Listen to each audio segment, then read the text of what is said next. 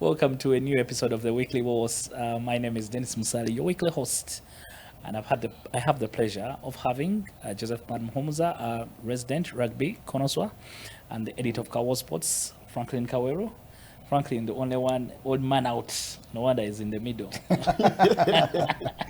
I mean, you guys were debating if you should put on your jerseys, and I mean, who doesn't have a jersey? Doesn't have a jersey, or you're not loyal to anyone? Hey. Pirates or Cubs?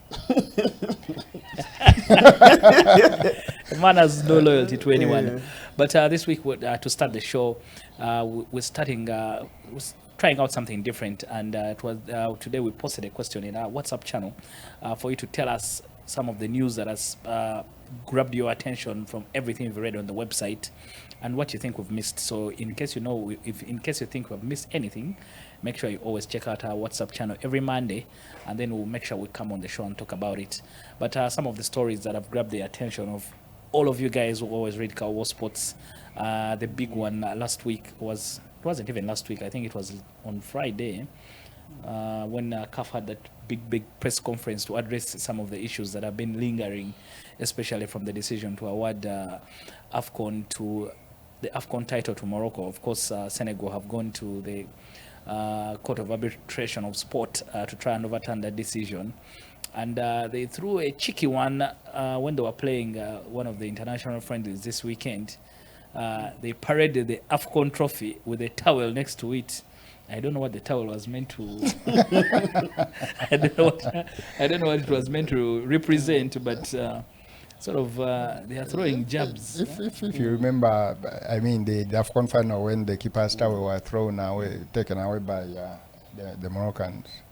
So they are kind of sending small jabs here and there. I think, unfortunately, CAF making they know it's about the AFCON. Somehow was taking a different turn, which is not a very, very good thing.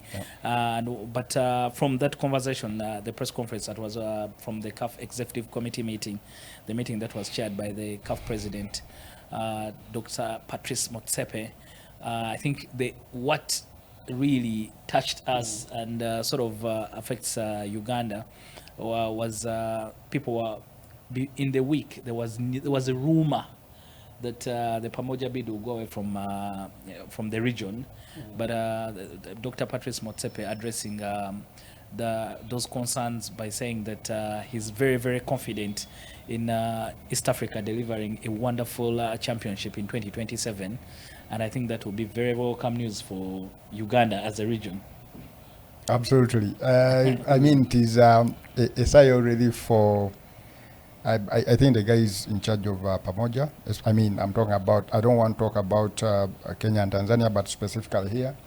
Of course, after that report coming out with, of course, none of the two stadiums meeting at the standards. Of course, we knew Nambole wasn't ready, of course, from Chan.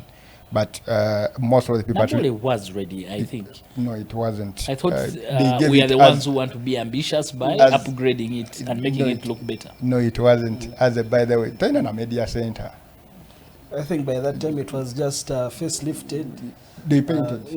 There was no facelifting. Yeah, but it wasn't ready for an international tournament. Typical Ugandans. Number was painted and then they put some seats and that was it. But it is a sigh of relief for the guys in charge of Pamoja. One, of course, with Hoima, what I say is most of the issues raised are things that can be addressed in the shortest time possible. You're talking access roads, you're talking spacing. I mean, the space behind the benches, and then that is easy. You can move the benches under, and then the people can see. Most of the stuff at Hoima, it's not major concern. Our concern was really with Nambole and obviously the training grounds. Of course, the hotel issues still lingers, but again, from the start, I think for me, I'm one of those people who was a little bit confident in this decision not turning, because even when we were not ready for the Chan tournament, I think CAF kept on pushing it to a point when the countries were ready. I mean, Uganda in particular. And so I was not one of those people who really thought that this could go away from that. With all this negative publicity that has come around CAF and the AFCON, it was not going to be a decision that they can make again now. At least not in this point in time when there is already some fire they are trying to put out. And so but I mean, it is a welcome decision, really. Yeah. But then for me, in all that, I was just glad that our Honorable Minister Peter Ogwang, actually came out to clarify a few things here and there, because we know he's one of those people who is very active on X, and he has been, overblowing things out of proportion, making it seem bigger than it was, but then swallowing a humble pie and coming back and actually admitting that the stadiums were not approved. That was kudos to him. Yeah, but I also feel that maybe we are our own enemies. We don't say we say, so we double down on the bad news rather than amplifying the good news. I thought we could try and push the good news about Hoima. Of course, there are limitations to the hotels, and then a few design issues maybe on the stadium that can be sorted out. Yeah. But it is like all of a sudden people were happy that but whether to get what but there's a big ripple effect when we host a big tournament of that magnitude. So I'm wondering whether people are only thinking people are coming here to play football. It's not just a football. There's so many things that could go well for so many people rather than those that are actually just influenced by the game. Yeah, but look, for those people to benefit, the thinking is government has to make sure those people benefit, and the responsibility of the government is really making sure that the facility is up to standard, that the thing is not taken away. People talking like that is not that they don't want the tournament to come here. They kind of want some sort of accountability. You remember that journalist from I don't know where who was even saying those guys they even have roads and things like that. He clarified the Cameroonian. He clarified a little bit on what he was saying, but for me the thing is one, I think there is ample time. Of course not ample enough, but there is between now and let's say March next year. I mean 3 months to the tournament in June, July. I think this is a whole year is a time long enough for most of the stuff that was raised to be ironed out, cleared out, and fit to host that tournament. I am one of those people who really doesn't believe that the tournament host is going to be changed, because again, if you're talking about readiness, the only countries that can be ready like South Africa, yes, we are ready, and Morocco, where you cannot go back. At least not after this. You will have to do a lot of pleading in the background, talking and all that, for you to take it back and all that. But I think this is ample time, enough for Uganda, Kenya and Tanzania to get everything in check for the tournament to happen. I'm glad that the confederation has not changed their mind on the host. Of course, as a Ugandan, of course, as probably one of the people again of Funamu when other people can. Yeah. Exactly, and I also feel that we may not, the Pamoja region may not give the same experience that Morocco does, because Morocco is, closer to Europe and what. But there's something that is there to offer. We saw how so many people turned out in Kenya, the Ugandans as well. So many people who went to watch the games. Tanzania has a massive football culture. So I'm thinking that our experience has to be different from that of Morocco, and this region is ready, and we are happy that CAF has not yet made a decision to overturn what they did. But some of the other things coming out of that discussion was moving the teams from 24 to 28. I think, I don't know, there are 52 countries on the continent. I feel like we may reach a point where everyone should just play.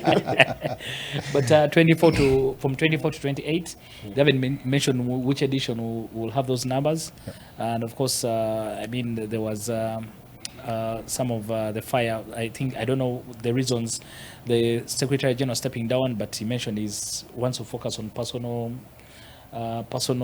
projects. So we won't read too much into that. We don't know what the gist of the matter actually is. But so there was a lot of stuff that I think the president just needed to clarify on. So that was one of the major stories coming out of African sport last week, and extensively written on Kawowo Sports. A big story there from Ismail Chionga. If you go to the website, you'll be able to find it, and it breaks down everything that came out of that press conference. The other news that caught a lot of attention and grabbed a lot of eyeballs from everything we wrote last week was and this is for Joseph, because I'm interested now to know why the under 20 final is more important than the under 17 and the under 15, because the banter, MACOS winning that under 20 final against Namilyango. Yes, Namilyango. So I'm wondering, why is under 20 more important than the others? Because Namilyango won the under 15. Makerere College won the under 20s, then SMAC won the under 17, and Namilyango won the under 15. However, Namilyango was in all the finals, but they only managed to scoop that under 15's title. About 2 or 3, I think 2 seasons ago, when SMAC was in all the finals, they won the under 15 and under 17, but you could visibly see that they are not, satisfied with the result that happened on the day. And of course, these kids, you have to feel happy for them, but if at all your senior team hasn't won, then you can't over-celebrate. You know how traditional schools are. Then you went to me, senior 6, those are like the kings of the school. They are the ones who are supposed to win, and basically these are the guys who are just growing into. There's into those traditional schools have their mitende and what, because I remember we used to have junior football, which is S1, S2, then intermediate S3, S4, but of course senior football was now the major one. The junior final would happen without probably anyone noticing, but the senior football can't happen without getting the attention of the school. But MACOS, where did they come from to beat up on Namilyango? So MACOS have always been good. I think if you remember that team that had the Josiah Sempekes and Desire Yeda, they have always had that tradition of sort of welcoming students in senior 5. And, for those kids to continue their rugby journey is one of the most famous ones. Of course, is a gentleman called Koleb Nwagaba. For his case, he was at SMAC in Olivo, then went to Namilyango in Form 5, did some bad manners then. But at Namilyango as well, he won it at SMAC, then went to Namilyango, won it in Form 5, then went to MACOS, and reached the final in 2018 and almost won it with 3 different schools. But the unique thing about Makerere College this year is that they have had a couple of players. If at all you've been seeing some of those funny interviews about, kids are saying that those guys went for scholarships from Namilyango, from SMAC itself, because there are certain kids that were at SMAC in O-level, then went to Makerere College in A-level, and that simply made MACOS very special this year. But not to take away the credit of coaches like, coach, this guy who went to Musazi, Coach Musazi, Coach Sempeke, plus those other people were at especially Rams, because also Impis has some kids in there, but I think Rams took on the heaviest load. They took on the heaviest load ever since those days before they even moved to the Mulawa campus, when they were still at when they were all still within the Makerere University. But most of those kids have been training with Rams. I think they have some good experience with the Rams 2 team, and when you get those kids and then you also add on, those other superstars who have come from the other traditional schools, that simply made MACOS very unbeatable. Oh wow, MACOS are the champions of the under 20, and they've been hogging the limelight, and schools rugby very, very popular, especially in those traditional schools. I hope that some of those guys really transition and play for the bigger teams. The names that we are hearing now will become superstars for the national team as they go on. We're even hosting the under 20. You're looking at the blueprint. You're looking at the blueprint. But when in a setup like ours where we don't have an active 15s university league, I sort of feel like those kids somehow get into a limbo after finishing their Form 6 because then you go into a club, for example, like Pirates, and then you find yourself playing for their second side, the Sailors, for about 2-3 years, and then probably, you know, you lose interest and just become a fan because you fail to like break, to break through into the senior team, and that sort of discourages some of them. But if at all we had things like the University League, if at all we had more teams like Impis that are actually giving kids the opportunity to, you know, go and express themselves on the biggest stages, that would be a good way for some of those players to transition. Yeah, but if, for example, if I play for the university team, doesn't the club miss out? Or you can play university league and then you can also play club? Well, you can do both, but I'm not really satisfied right now with what they are doing with the university sports, because, for example, they do not play any 15s at all at the moment, and even the 7s that they play, you find that they play them on a Sunday, and you find players who have been playing on a Saturday showing up, playing a 15s game on a Saturday, showing up on a Sunday, and playing for their universities. In other extreme cases, players actually have to choose, say, for example, like Victoria University, where they, you know, got all their players on scholarship to actually play for the university, but then those players that are actually exceptional were given an opportunity to stay with their clubs. So they play for Victoria University. The university, they don't play for the Victoria Sharks.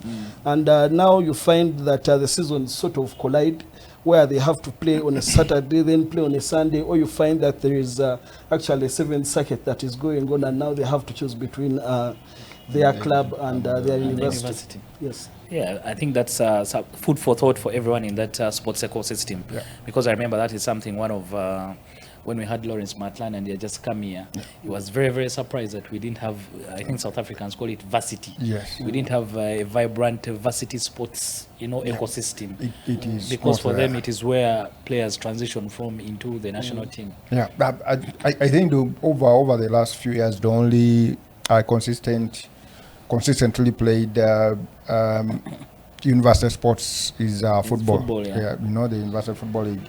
And look, university has had opportunities to have these leagues and events going to a point of when they had, I think, sponsors for basketball. For example, they had the Zuku University Basketball League, and it was growing into something that bridges pretty much the gap between high school and club, and it was providing a lot of opportunities and consistent play for players. And people may forget, but the likes of Toned Wireva, who were playing for Moves, then that's how they moved. I mean, from Abako they moved, and then to State Oilers, Samuel Kalwani. I mean, some of these guys played in that university league, and so the thing is, if there is anything that our the University Sports Association needs to actually revive, is making sure there is consistency across the board, at least for the major sports. I kind of believe, unlike high schools, almost every university has sports grounds. And what is the use of the sports grounds if kids and students are not competing progressively, continuously across all the sports that are available? Football, basketball. You can start cricket programs as well in whatever in universities, and all that. You cannot say that. From Kabale, you cannot get a hard hit of that. Of that. You need those sixes. Right? In Gulu, some tall guys who can play basketball and all that. Arua in Muni. I think if there was any sort of intention of having university sports consistently each and every year, I think, but again, that has to start from government level at the ministry. Have it as a policy. Every university, we need you to produce this kind of probably sports program and that kind of stuff. But as of now, I think only UCU has a consistent sports program. But then also, I feel like, and now that's a very good example of UCU. That is an institution that is actually very intentional about pushing sports. You can actually see other universities like Nkosi and Victoria University, who have also stood up and, who have stood up and supported sports in their institutions. Now you find a certain Chambogo, and I'm very sorry here, Frank, you find a certain Chambogo, they have everything, and yet they're not intentional about growing the sports. In fact, when you see a team like Victoria University Sharks, who, of course, their university is an arcade, if we are being honest. Their university is an arcade. There is nowhere they're going to put the pitch.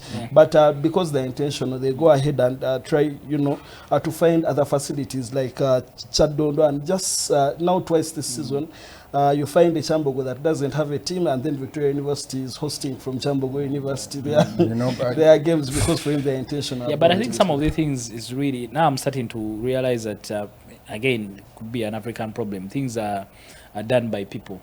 Because ever since I think Mr. Sabuliwa moved to Victoria, they've really done. And Sabuliwa came from, if I'm not mistaken, Deje. Yes. And Nkumba, and you know how Nkumba was also doing very, very well in sports. I remember cricket would never have thrived in Mwiri if it wasn't for a school teacher. So I'm saying, if you have a sports tutor who's very, very intentional about sport and they love sport, they will do everything in their powers to push for scholarship for sportsmen and sportswomen. Just try and find something. Is there a bat I can grab or things like that? So you talk about sport being about the people, and you reminded me of the guy at Chambogo. He basically dug up a basketball court to pave a road, take a pavers, a barrier. Like, come on, man. and this is a university that offers sports science at undergrad and postgrad, masters and PhD. But then you're digging up a court to pave a road. Make it make sense. No, I think we need to. I think it's a message for some work to do for the University Sports Association to get things together and sort of find a university league that has all these sports, because the guys who play there, they come from school, they've already learned the skills. The rest is just to give them an opportunity. And probably finally, the last thing we'll speak about from the stories that were made the news last week on Kawowo Sports, and Fred flashed that sign. When you see it every week, make sure you look at the stories that you want us to just throw some more light on. Some controversy happening in the volleyball playoffs. Nemo Stars thrown out of the league because they used some ineligible players. Apparently. In quotes. Yes. Nemo Stars thrown out of the league, Franklin.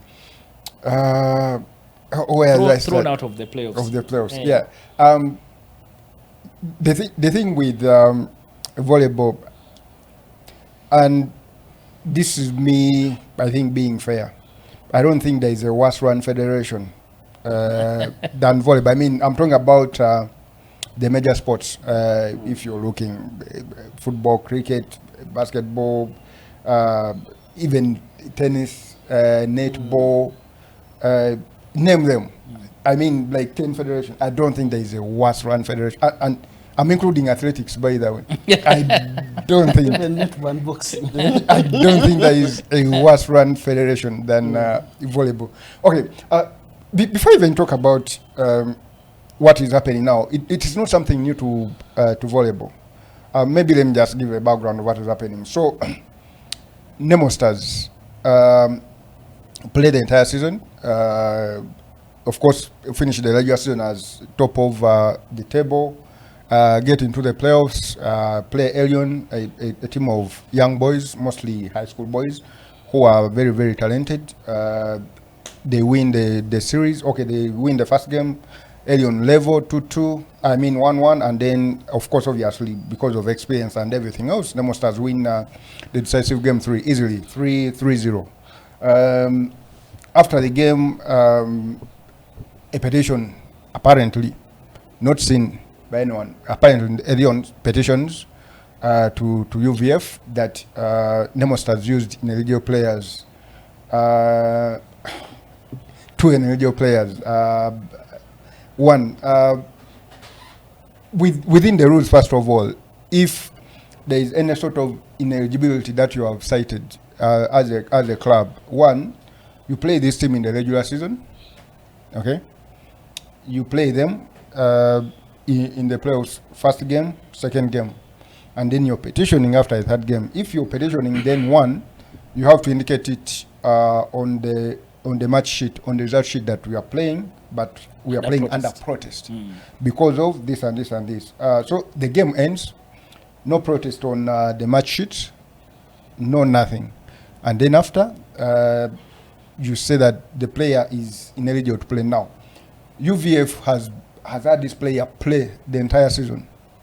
And throughout this season, you have not noticed that this player is ineligible. All these players are ineligible. That is terrible. Now, at the start of the season, teams are supposed to submit the list of players that they are going to use throughout that season. I think they submit up to 22. They have up to, I think, 22 spots. And of course, Nemos has submitted those players. And in fact, I think it left 3 spots and 2 or 3 spots. And still you did not raise a flag. 2, as the federation, you're supposed to issue licenses. Because every player that is registered to issue their license, it's 20,000 shillings. So Nemos stars pay the money. Of course, clubs pay the money for you to issue licenses. And this is done everywhere. In any other sport, every player has a license. It's a basic. Volleyball, until the end of the season is about to end, or should I say it has been halted, no player has a license. Now, on what ground are you basing to say that this player is ineligible? You did not issue any license to any player at the start of the season. 2, you did not, if anything, you're supposed to issue the international transfer certificate. You did not issue it. So the guy has been playing on the team throughout the season, and you have not raised any flag as the federation. I'll give an example. In basketball, almost every match, before the match starts, the match commissioner verifies every player on whatever, on the team list with the records that the federation has. If a player walks on, and even just the jersey numbers don't collaborate with what you submitted, they are not going to play. It is just as simple as that. Now, how can you tell me that a team has a player who throughout the season, until you lose the playoffs game, that's when you apparently lodge that kind of protest. And then what communication is made? Zero communication was made to the clubs that have fielded the so-called ineligible player, official communication, either writing to Nemo Stars or on Tinder, that Elion has submitted this kind of petition against you for such and such reason. That communication was not sent from the federation. So federation communicates the decision. The decision is not sent to clubs. It is posted on social media. Like everything that has happened, it's underarm. Even the easiest of things to, like the bare minimum that you expect at least a federation to do. Like one, at least communicate to the club that a petition has been lodged against you for such and such a reason. Yourself. Come and defend it. The petition was lodged apparently at night after the game. The next day, decision was made and shared via social media. Zero official communication of anything. No team has been given a chance to defend themselves or to even kind of present their case that, look, this player and all that. But before you even get to that, how does a player get involved this season?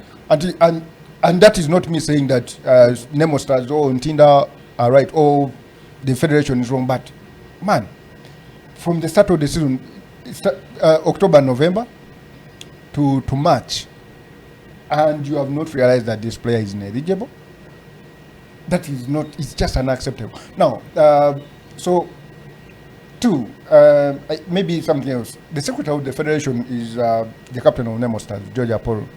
If anything, he should have known about if there was any sort of ineligibility of any sort, because I mean, if you're part of the federation, of course, most of this communication comes through you. Yeah. He would have known.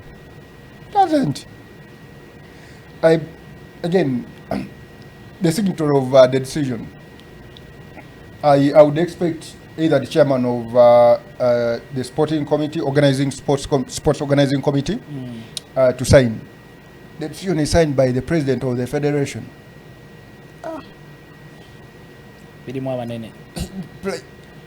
Okay, we understand that it's a big issue, but as the president of the federation, really, shouldn't a decision like that be whatever assigned to the sports organizing committee or in competitions committee in other federations to kind of have that and then review it and then come up with a decision? So now, if the communication is signed by that way, the same president was in charge when the league was suffered the same kind of problems. In 2016-2017 season, that season was of course cancelled or called off. Reason, at the time, it's almost the same as what is happening now. Then Daud Okedo was apparent. No, should I use apparent again? I think was also to be ineligible to play for, of course, KVC. I think at the time he was regarded as a player of unique in Rwanda, but I think he had moved to Bulgaria at the time. So he played for KVC in the National Cup Championship. Now, when it was time for the league, clubs were like, no, this guy is ineligible. So clubs opted not to play. The verdict by the federation, led by the president, we're not to go league. So by chasing the clubs that are protested playing out of the league, it means the league is not going to happen. And it is the same thing that is happening under the same man. And it's the same man taking the decision. Now, from the noise from Chikubo, from the noise in the fraternity, the royal fraternity, they think, the affected clubs, more so Nemo Stars, they think this is more of a witch hunt. It's the same man, instead of focusing on the things that actually grow the sport, he's rather interested in fighting other clubs. Apparently, because yes, because sports consider Nemo Stars as a big challenge to their title defense. Of course, they won the last three.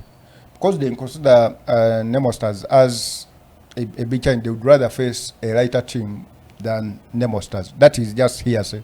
It's not anything of yours, it's hearsay, but even sports kind of is engaged in this fight.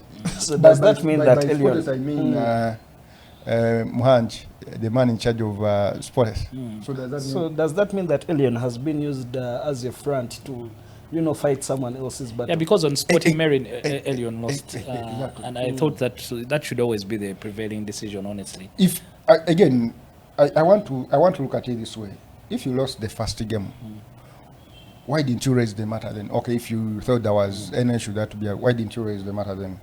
Okay, I understand the first game he didn't play. He played the second game. Why didn't you raise it? And then play the third. Why didn't you?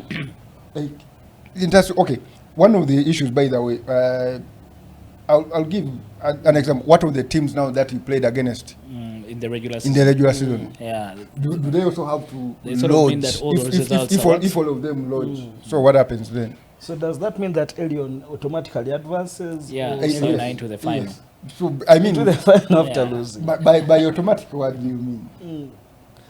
Because the person that beat them in that playoff has now been, they have been eliminated. Yes, from the story I've read on the website from Kyle says that Elion is in the final. You see, when you petition, you want to hear what if the team has its defense. It didn't happen. You want to kind of have some sort of sitting, for the committee that is judging. That didn't happen. Msaji asalawo timwe muveo ano yainobeerawo. Yeah, not the best of news coming out of volleyball. You want, especially when you're at the business end of the season, you want only good things to be spoken about. the sport. But tough luck to Nemo Stars. We're not sure yet if they will lodge an appeal, but to be here to let you know when we find out if there's anything new. Nemo Stars already protested. Yeah. They cannot take Can that. you imagine? And they are Nemo going- Stars by no money in federation. Why don't They are- they use they are- security? It's what I'm saying, that if there was any sort of issues, then the secretary of the federation should have raised it.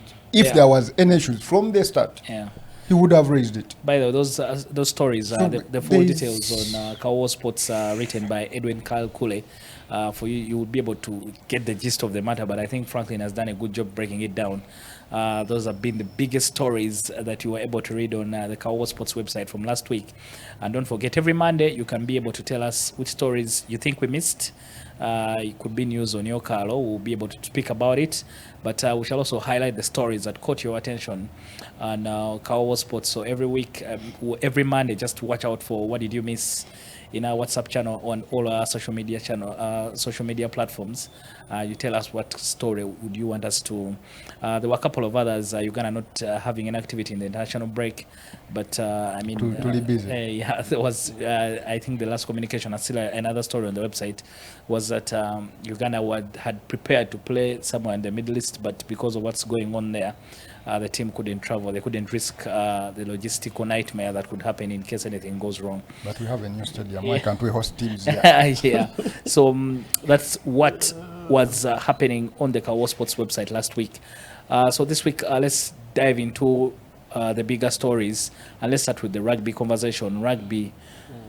Impis, their form guide is win one, lose one, and able to the big game of the weekend, the Kampala Derby, the Kampala Old Boys coming out victorious against the Heathens team just across the road. These guys are neighbors. At Legends, Cobs picking up a massive win against Heathens. Heathens, their form has been here and there.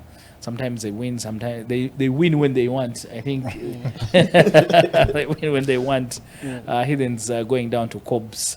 Joseph, let's start from there. Heathens unable to overcome, I think, a very strong Cobs team on their home turf. I think Cobs, at least, I remember when we were talking about the Enterprise Cup, you were thinking Cobs might be Nakuru, but with their thoughts on that particular fixture, and at least they were able to get a good result. Yeah, Cobs played like a team that wanted to win on the day, and of course after being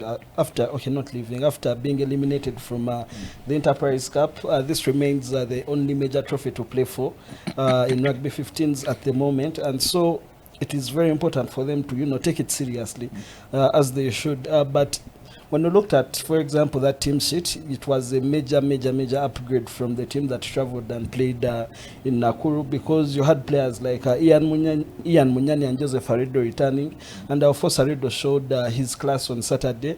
He even scored a try. He created a few things here and there, and he was such a joy to watch, especially when the game was beyond the 30-point mark.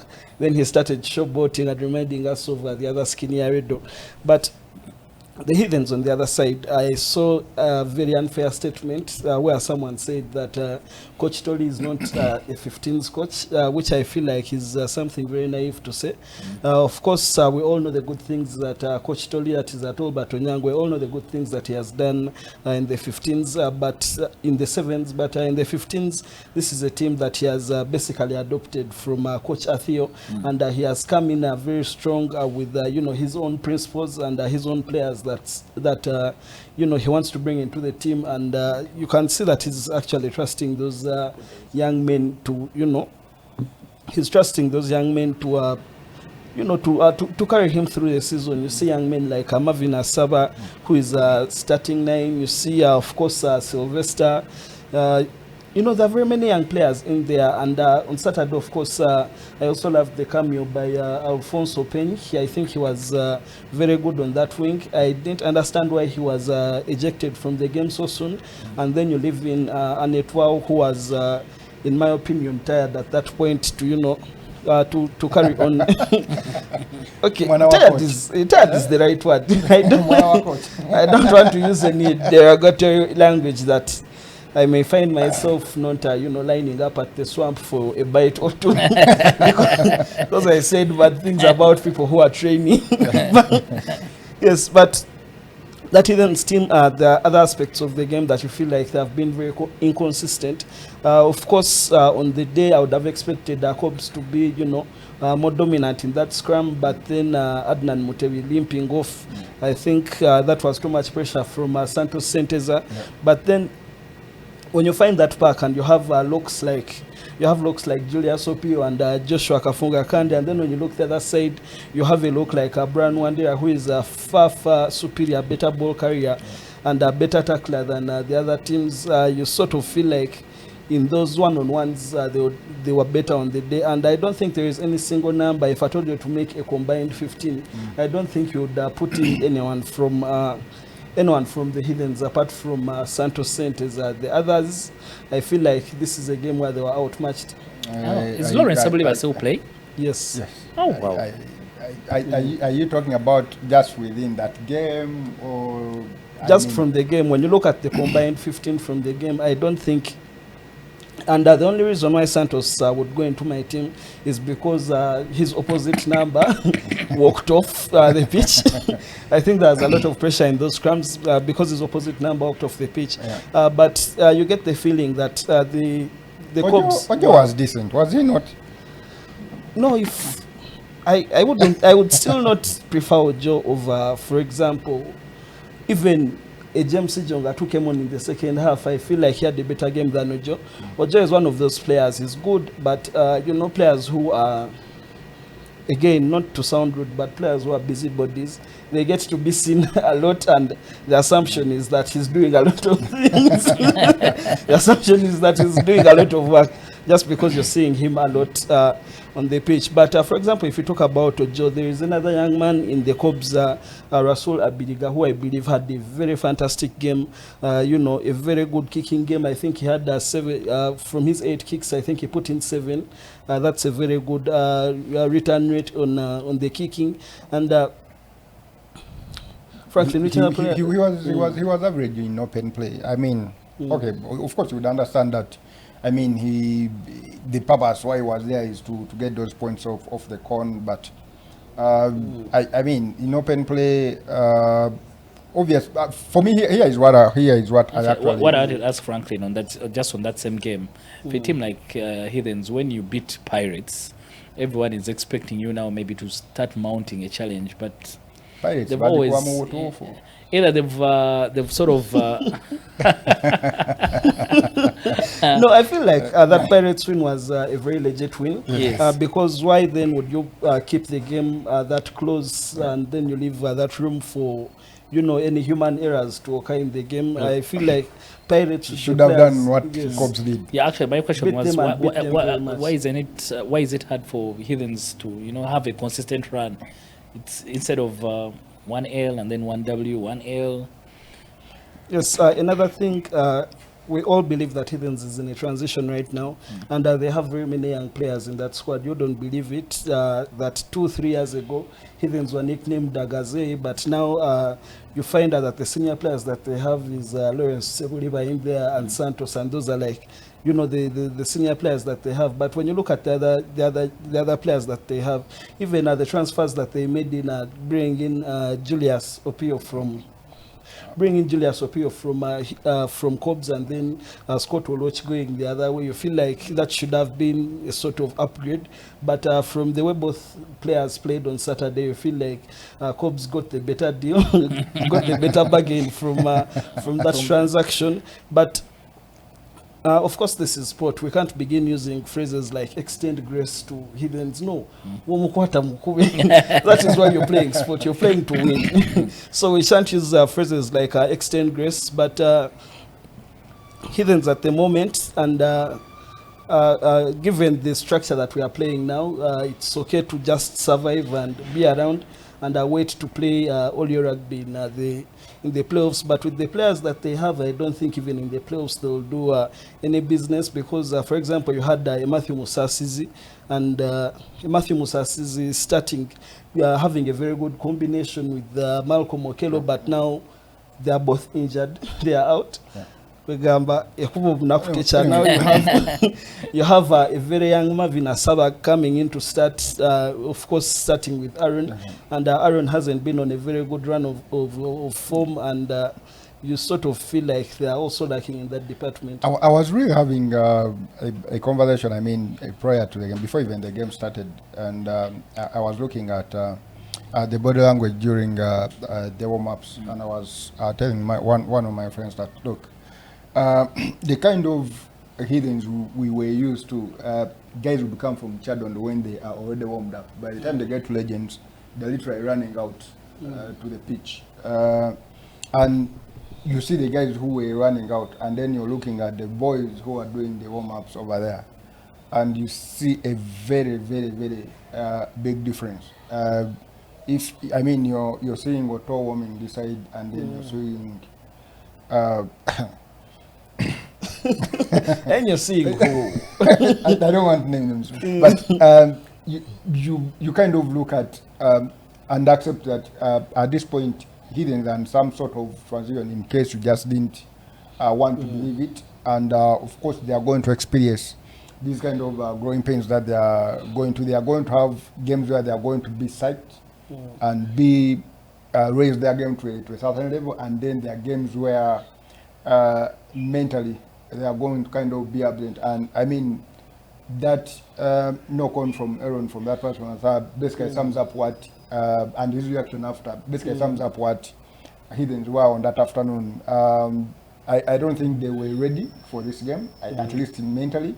You could see it from the warm-up. You could, after the opening 10 minutes, Heathens went cold. I don't think they troubled Cobs enough.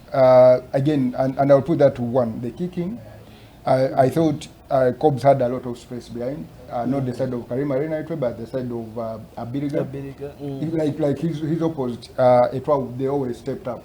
Kind of, I think, counter press or whatever, and they left a lot of space where you can pull the ball and kind of put some sort of pressure on your opponent, and they did not do that.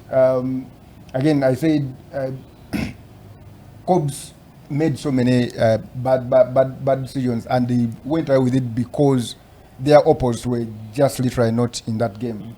I was talking about how the kicking was. They were kicking every time to the side of Ojo, and of course we know Ojo can field very well. And then the crowd was stepping up, and he couldn't put the ball there. And for me, while I'm not taking credit from the fact that Cobs were good on the day, I don't think Heathens, even with their kind of squad that they have, I don't think they did well enough in trying to kind of stop them. Not to stop, but to put any sort of pressure, challenge, on the Cobs. Yeah, some work to do for the Heathens in as they try and finish among the top 4 teams to make the playoffs. But the other results, the Jinja Derby won by Walukuba, beating up on Kakira. I'm trying to avoid speaking about Impis, but Impis picking up a very good. Impis played as well. Yes, so I thought they had a bye. No, so Impis played, and of course they beat the Rhinos. And the Rhinos, you sort of felt like before, and I wrote this on Kawowo, that this was their time to start picking up certain wins here and there, because things were looking very bad, and they did themselves a favor, and they beat the Walukuba Barbarians. But I was at Legends, of course, with Frank at some point, and the result that came in from the Team 2 game at around 1-2, I think for me, gave me more confidence that today is a finished day. It's going to be a good day in business for the boys in green, because even the Team 2 was very dominant against the Rhinos Team 2, and obviously that set the tone for the senior boys would be coming in later on, and I think they deserve this win. And then the other game that was at Legends, I think the women's game, we're also going to touch a little bit about that. Touch the women. Yes, it was definitely a good weekend for the home teams. For the home teams. Yes, it was a very good weekend for the home teams. The Panthers, I think, totally annihilated the they annihilated the Nile Rapids, especially in that opening stanza of the game. I think they were stunned. They didn't know what was happening at some point, because the Panthers came out guns blazing and they got all those. They got very many quick points. In that, by the time the Nile Rapids decided to wake up and make things happen, I think for me the try of the day from a young lady called Justin Anguchia. She broke the line very well and ran for it and scored. That was a very beautiful try that on any other day should have been enough to win the game. But then last minute, Analu just steps up and takes a penalty very majestically. And that was the last kick of the game. So kudos to the Panthers. That is their first win of the season. And then too bad for the Nile Rapids. That is their first loss after beating up on the Thunderbirds on the opening weekend, beating up on the Black Pearls, and then drawing. Yes, who are all but out of contention, and then also drawing with the Avengers. You sort of felt like the Nile Rapids have now entered a very comfortable space where they can afford to beat the big teams, and they can also, comfortably do away with the bottom three sides. But then, unfortunately for my Black Pearls, things are not going well. And they lost a game that I feel like was very tight, but that isn't a bad result to pick up if at all you lose to the Avengers, who Avengers also lost 5-10 to the Thunderbirds, and then they drew the Nile Rapids. You sort of feel like that is a very strong team that they lost to. Of course, there is no good loss, but some losses you take and other losses you don't. Yeah, Franklin, I wanted to speak about the Black Pearls, and Joseph Izano ran away with my question before we could get there. But the Black Pearls, their reign looking like it's about to come to an end in 15s rugby. What has happened to the Black Pearls this season? About to come to an end. I think at this point I'm convinced to come to an end. They don't look like a team that is going to recover, because now it requires them to beat Thunderbirds and beat Avengers, of course, and Nile Rapids, if they are to kind of overturn what the table is looking right at the moment. Where do I start? To be honest, I think Black Pearl's problem started last season, and I'm talking not just on the playing ground, but I think the financial problem that started last season with not having consistent training. Of course, they may have won last season, but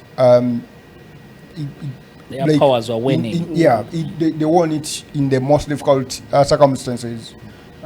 They wouldn't let you train. Of course, the team was split between Kampala and Jinja, and then plus some girls in the north. So they would almost every time kind of try to assemble this team on game day. And I mean, when you have a group of girls like that, you can only ask too much from them. And obviously, from the start of the season, usually you would see Black Pearls playing a lot of structure, playing with a lot of swagger. They have not done that this season. They have not looked like a team that is enjoying playing rugby together, like girls that are enjoying playing rugby together, everything is a grind. And for me, of a team that has been playing rugby naturally, rugby coming been naturally. The standard barrier for a very long time. And it hasn't looked the same this season. And you cannot ask much of them, I think, at this point. And for me, I've particularly been disappointed, not just as a fan, but, when you look at the bigger picture for the national team and whatnot, if at all you have teams that are playing a structured rugby straight from the clubs, then it is very easy for them to adopt to that structured environment at the national team. But the Black Pearls this season haven't showed any signs of structure. And for a team that is blessed with very many talented players, you'd think that some of these things would actually be easy. And when you play structured rugby, it's actually very fun, because now you're not taking on other people's jobs. Now you're doing the basics. And that's why when you mentioned Dojo, I sort of laughed, because then he's not in a structured environment, he's just having fun. You see the same thing with Haruna. They are not structured players. Just let them do their business. But for the Black Pearls, I think there is no I think there is no coming back. They can't recover in the second half of the season. It's going to be a very, very, very, very big ask from Coach Helen to sort of have her girls, defend that trophy for the 5th time in a row. It is going to be very difficult. And when you find that you have a group of talented players like Abusha, Namutebi, Charlotte, Mudola, you have, the Susanna Dongs of this world and whatnot, those are very talented players that you feel like if at all they sort of stayed to their structure, they can actually get the results. But of course for them, now the focus is, I think, mainly with the national team because they have a tournament in May, and around that time the league will pause. And now those girls have been engaged with the national team. You sort of get this feeling that they are, playing at 50% for their club and thinking about that tournament in May. Oh, wow. Just to finish off on the rugby, Buffalo's now on top of that table after a strong win against the Rhinos. Yes, and also after reminding the Union of a certain bonus point, because they had been put at the second place in the first table that came out. Buffaloes had stayed second, but then there was, I think, a correction somewhere, and now the Buffaloes are on top of the table. One of my Buffaloes friends is called Isaac Banks. I woke up in the morning from his text at 6:30 a.m.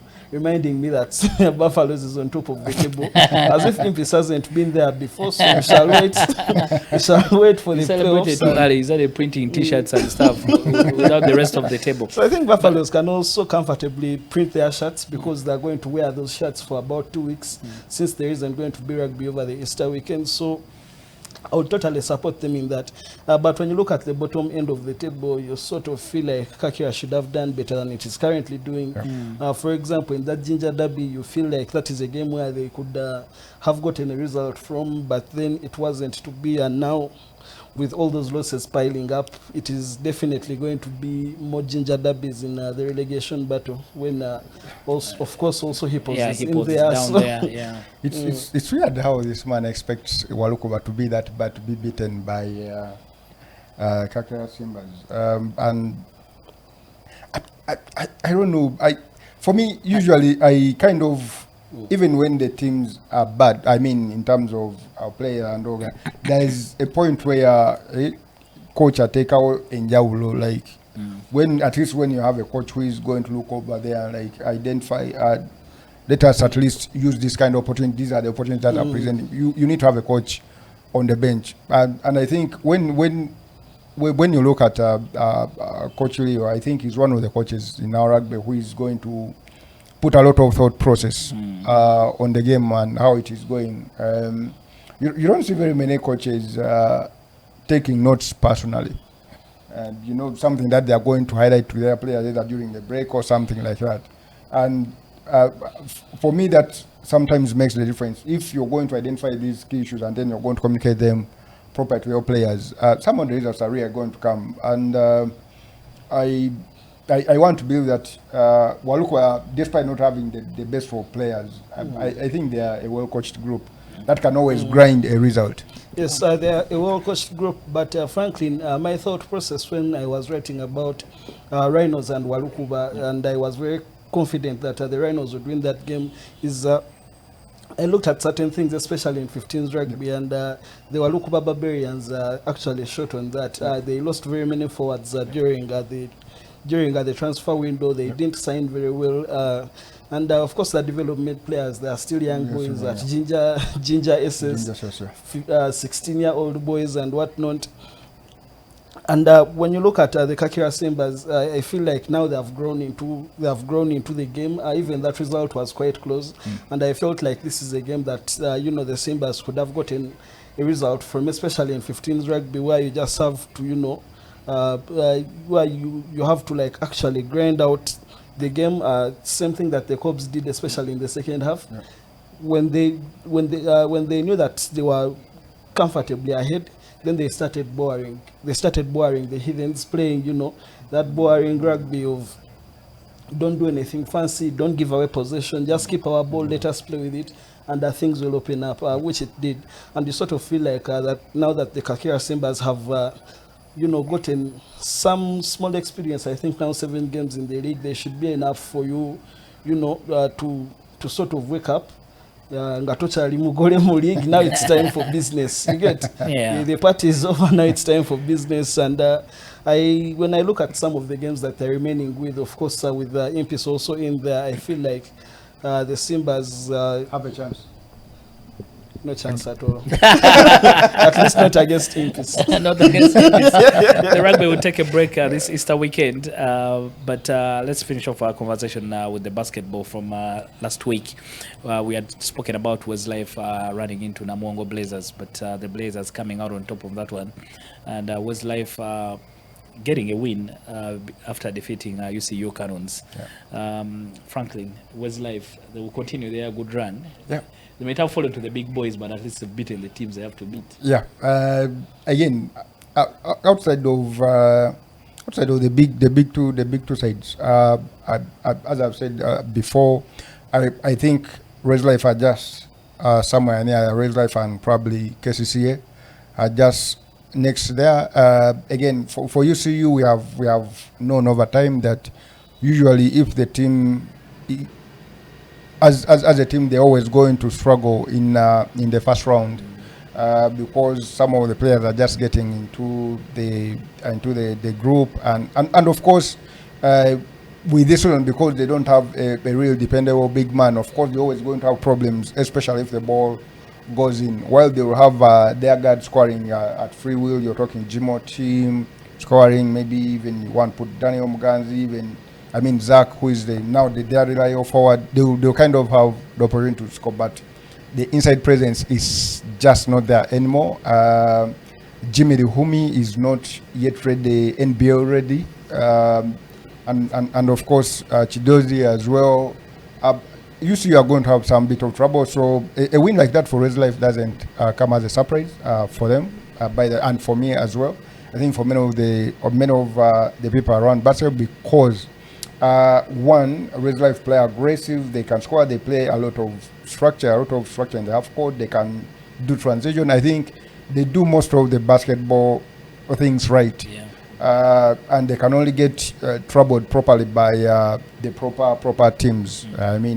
Still Oilers and maybe Namuongo, as happened. Yeah, because the basics that you're doing well, the other guys can also do and and even better. better. Yeah. There'll be basketball over the Easter break, so there's still a lot of sports available for those that want to watch. And if you subscribe to the Kawowo YouTube channel, you will not miss any of that action. And most likely will be in Lubowa midweek. Yeah, Lubowa midweek. Yeah. That's tomorrow. Yeah. Wednesday. And Wednesday. Okay, we'll be in Lubowa midweek. Rez Life JKO. Certainly over the Easter weekend we have you covered, so make sure you subscribe to our YouTube channel. But also the Uganda Cup quarterfinals will be happening over the Easter weekend, so there's still a lot of sport for those that love sports. My KCCA will be taking on the tax collectors in Nachivubo. That should be a good one. I think our only opportunity of winning any silverware this season, we have to get past URA team that hardly scores any goals. They've specialized in being draw masters. Draws and losses. Yeah, so hopefully we can be able to get over. We've been on a good run. The break was not very good for KCC. If you can't beat a team that Express beats, then you're not ready to win anything. Surely. Yeah. Surely of the big teams, Express should be the standard as the bare minimum of the league.